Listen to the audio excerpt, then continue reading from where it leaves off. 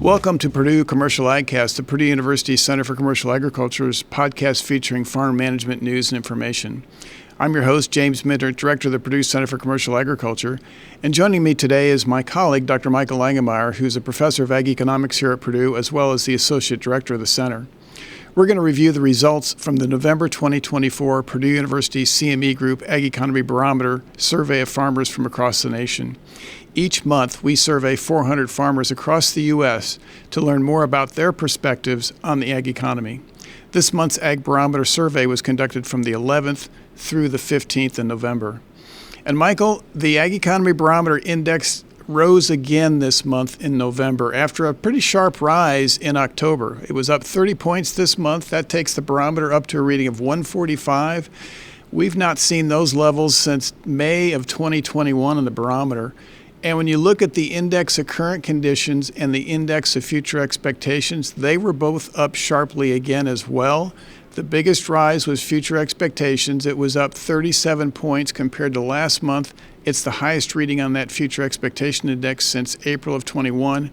Current condition index was not up quite as sharply, but still up 18 points compared to last month, and that pushed that index above 100 for only the second time since March. And we always like to index back to 100 because that's the average reading we got back in late 2015, early 2016, during the early stages of a downturn in U.S. agriculture. So people have clearly gotten a lot more optimistic these last 2 months, both before the election and then following through the presidential election.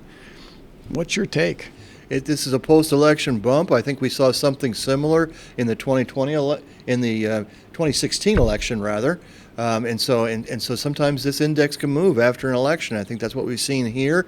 The index of future expectations rose dramatically, and that's looking 5 years out. And so, you could see where the sentiment could change a little bit there. But the index of current conditions is a little bit more of a head scratcher because I would think that one would be more based on the fundamentals, and the fundamentals haven't changed all that much. Yeah, I guess I kind of agree with you, Michael. And we've seen the index up 2 months in a row now. I mean, so it's not like this is brand new. People became more optimistic in October. At that time, we attributed part of it to the fact that we had such strong yields in much of the U.S., especially in the Corn Belt, pretty good harvest weather, et cetera. And I think that probably was a contributing factor again, but not enough to give us the kind of a boost that we saw.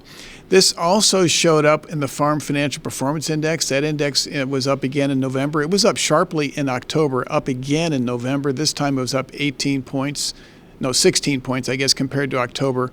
And it's 38 points higher than it was back in September. And I want to point out that September reading was the lowest reading we've ever gotten on that Farm Financial Performance Index. So people since September have become dramatically more optimistic about their farm's financial performance. And you and I were talking before we started recording. As we look at financials, we don't see that. No, 2024 looks like a very rough year, and 25 doesn't look a lot better. We are seeing maybe slight decline in break-evens, but the key word is slight there, and prices look like they're going to be similar, if not maybe a little bit higher than the current prices, but not much higher. And so 24 and 25, from a financial projection standpoint, look like pretty tough years for crop farmers. When we do the survey, we don't ask people to go check their balance sheet or their income statement. We just ask them how they feel about their farm's financial performance effectively. So you get a kind of an off-the-cuff response. Clearly this, at least in my view, was a sentimental response or a change in sentiment response as opposed to really looking at their own financials. Yeah, it's tied to that index of current conditions. Usually when the index of current conditions increases, that farm financial performance index increases. Yeah, exactly. Farm Capital Investment Index also up this month. That was 13 points higher than it was a month ago and also a year ago. This month's index, if you look at it on a chart, I thought this was sort of significant. It bumps the index out of the trading range of 30 to 50 it's been in since late 2021. Now, whether or not it stays there, I guess, is another question. But the reading was 55 compared to 42 last month. You go back a year ago, that index was sitting at a reading of 31. So, again, a big shift. More optimistic about whether or not now is a good time to make large investments in their farming operation than they were just a couple of months ago. I think if you look under the hood a little bit and you look at their anticipation of actually increasing their capital purchases, that's still relatively small, lower than 10%, and that's been below 10% all year. So at 8% is slightly higher than it was in September and October, but only 2 to 3%. So not much change there. The change was in those that thought they were going to indicate they were going to have lower machinery purchases. That percentage has came down. Yeah, and I think the real question for listeners is, if you're, for example, if you're in the farm machinery business, is this going to result in a change of behavior?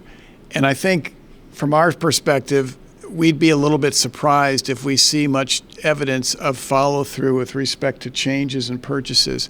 And I think the key there is in the survey, the percentage of people who say they're going to increase their purchases did bump up a little, but not in a significant way. I think this month it was 8% versus 6% last month and 5% back in September.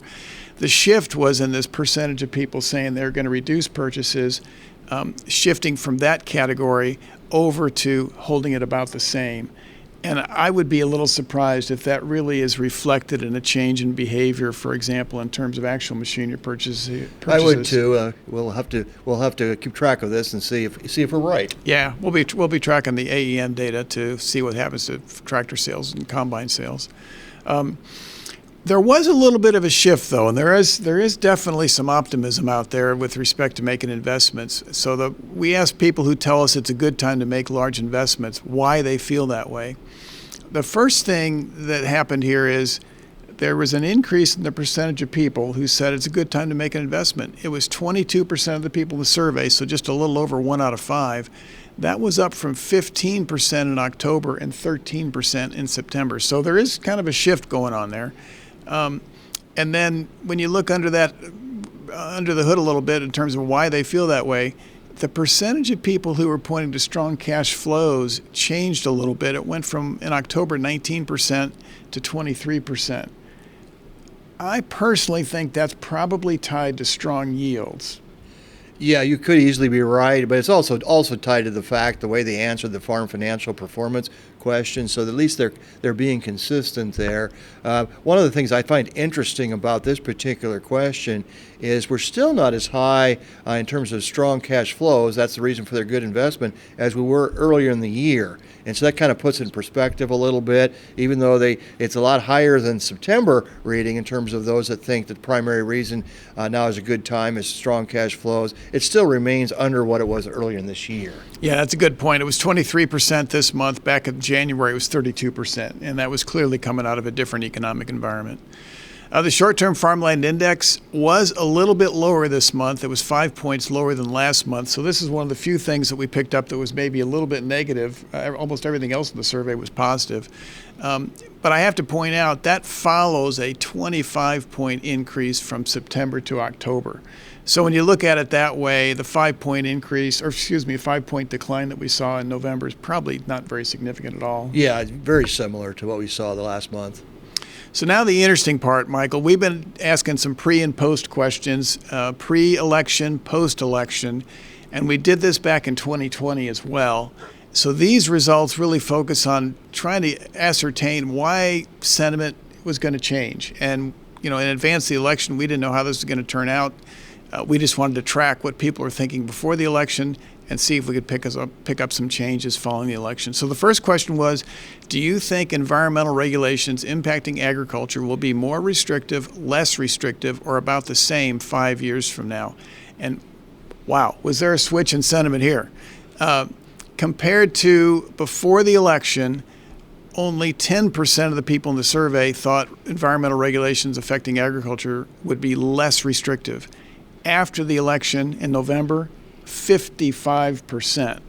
A huge swing. And moreover, we did this again in November 20 when the Biden administration was elected, or when Biden was elected. And at that time, only 4% thought we would have less restrictive environment 5 years from now. Now it's 55%. So elections do matter when it comes to some of these policies. Yeah, it was a huge shift.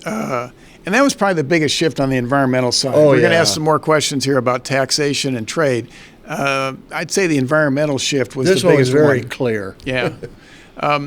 So the next question was, do you think income tax rates for farms and ranches will be higher, lower, or about the same 5 years from now?